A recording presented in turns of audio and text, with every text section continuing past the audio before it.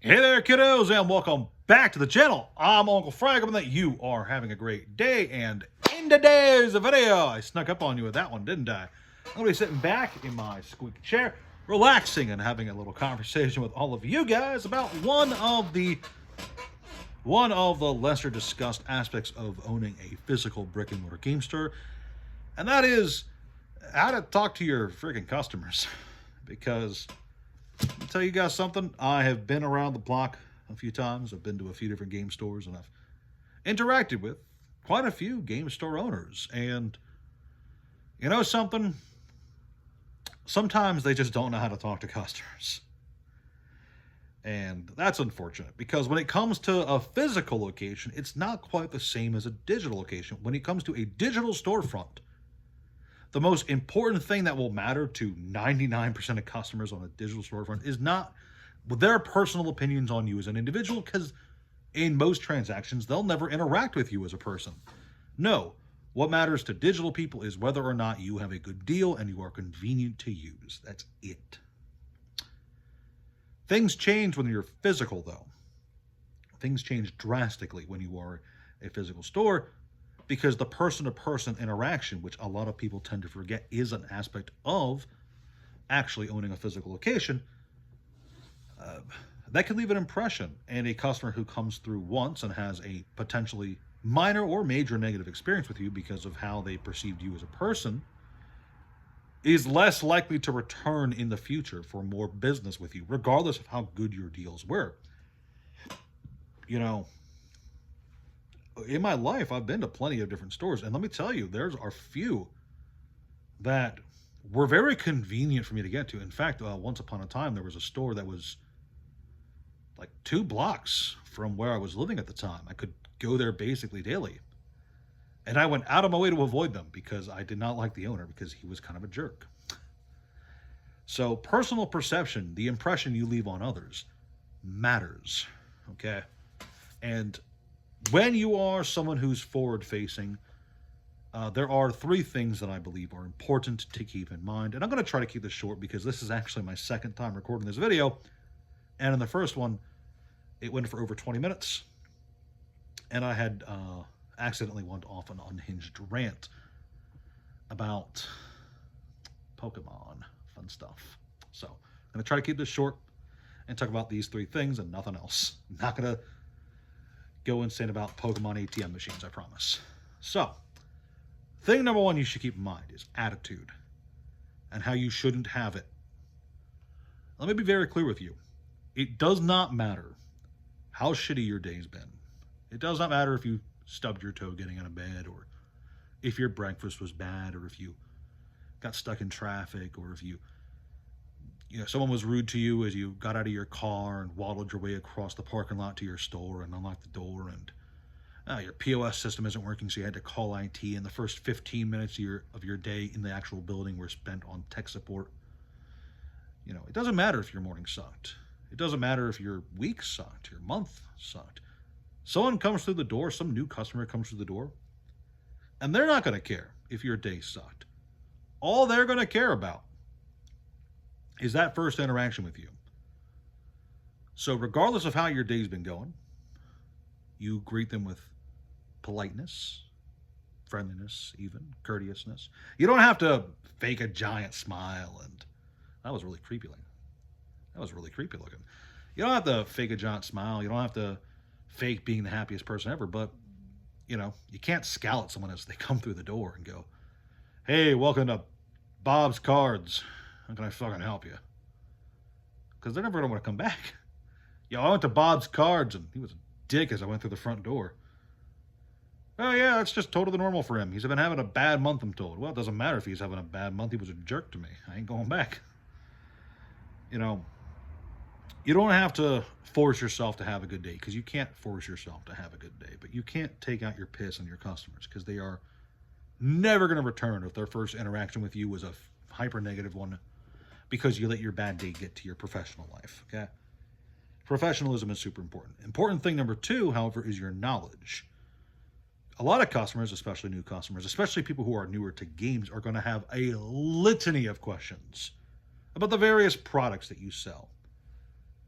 And I'm not saying that you have to be like Wikipedia, the person who knows every minute detail of who was the lead set designer, who proposed it to R&D, who, when did the set come out, what was its initial MSRP and all that. You don't gotta know all that crap.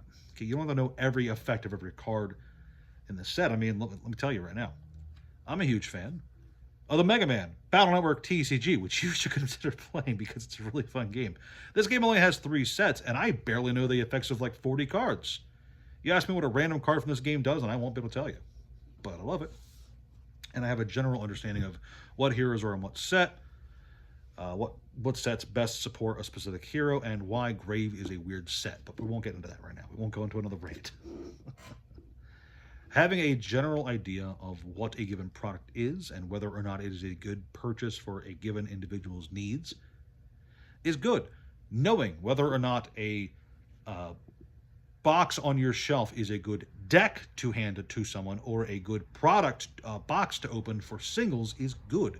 Someone asks you what that random box on your shelf is, and you can say, hey, that's the Limited Pack 2025 World Championship. It was a commemoration of the World's Paris Yu-Gi-Oh event last year. So it's got a shiny Exodia in it at a super high pull rate and some other quarter-century rare cards with a neat stamp. Someone asks you what that set is, and you could say, oh yeah, that's I don't know, it's a collector box. They are premium products for Magic the Gathering. They have a higher price tag, but a better chance at pulling the rare cards of the game. You know, having a general idea of what you have on your store shelves is a good idea. Again, you don't have to be an expert. You don't have to know what every card in the set is, or even you don't even have to know like all the general theme of the set. Knowing Dragons of Tarkir or Dragonstorm of Tarkir, or whatever, Tarkir Dragonstorm. Knowing that has dragons in it is probably a no-brainer, right? Knowing that Destined Rivals is a big Team Rocket set, or that Mega Evolutions is a Mega Evolution themed set. You know, a lot of no-brainer stuff, obviously, but at the same time, knowing some general stuff about what you're selling can be as easy as a quick Google search, honestly, before you ever put that product out on your shelves. You know, the TMNT Pizza Bundle is a good product to know some basic stuff about. You know, it's a weird bundle. It's a weird set. The Codex Bundle for Strixhaven, which I just found out about like yesterday, I think. You know, knowing that has 2 collector booster packs in it in order to justify its raised price tag, knowing that is a good thing. Hey, this has 2 collector packs in it instead of just the one. It's got a nice dice. It's an interesting little VHS. It's supposed to be a book, but the buddy who showed it to me pointed out that it kind of looks like a VHS box, and it kind of does look like a VHS box. You know, again, you don't have to be super knowledgeable. Just got to know enough about it to pitch it to someone, basically. The third thing to keep in mind is to be unbiased. And much like how your shitty day should not affect how you talk to your customers, your personal opinions on these games that you could be very passionate about should not be enforced upon your customers. I don't care. Look, let me tell you guys something right now. I don't care if you hate Universes Beyond. I don't care if you hate Spider-Man, TMNT, and Avatar, and Star Trek, and Gandalf the Grey, and Gandalf the White, and Monty Python and the Holy Grail's Black Knight. I don't care if you hate all that stuff, okay? I hate all that stuff. I love Magic the Gathering. I hate Universes Beyond. But if someone comes through the door and asks you, hey, what's that? What's that box up there? The pizza-looking one. You can't make your first response to this new person, oh, that's Universes Beyond TMNT. It's an awful smirch on Magic the Gathering's good name, because Universes Beyond as a product line is an affront to nature itself. You can't say that. You can't. I know that, especially if you're one of those game store owners who opened a store just to have a place to play cards with his friends, I know that, you know, it's very easy to, especially in the moment, give a completely honest, heartfelt review about something, especially to someone who seems interested in that thing. You know, telling someone that you just met that, hey man, I fucking hate, actually a lot of those things in there, I hate Commander Collection Green because it's a overpriced piece of shit that has some dog shit arts in it. You can't say that. You know, someone asks you about a product on your shelf, you got to give them an unbiased opinion, the basics of the set. This rolls back to the knowledgeable part and the attitude part. You can't be negative when someone asks you about a product. You can say, I don't like it. It's not for me. You can say, hey, that's the TMNT set for Magic the Gathering's Universes Beyond line. I don't like it, but it's got like gold signature rare TMNT cards in it that are mega expensive for $1,000+ you can say that, but you can't say, oh yeah, I hate that set, because there's a lot of store owners who will say that. I've met quite a few personally who would give a full breakdown on why a given product is the worst thing ever, that they should never have released. And sometimes, again, it can be totally fair and biased, unbalanced. Fair and unbiased. You can be fair and unbiased. That's what I was trying to say. Jesus, my tongue got away from me there. You can be fair and unbiased and still give someone your earnest opinion. You can say, that's not for me. But you can't go on a little unhinged rant like your Uncle Frank does sometimes. You can't air your grievances to the world about the things you dislike, because at the end of the day, you're trying to sell that thing.